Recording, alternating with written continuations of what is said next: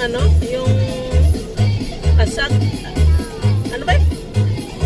Alimasag. Yung tienda. Paligid? Oo, yung mga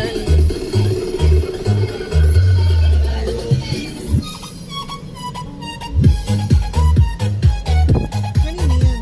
tianda. Ang solo. Ay, ang ganda na yung panggamit. Sabi ko sa iyo, boy, puro walis madadatnan mo eh.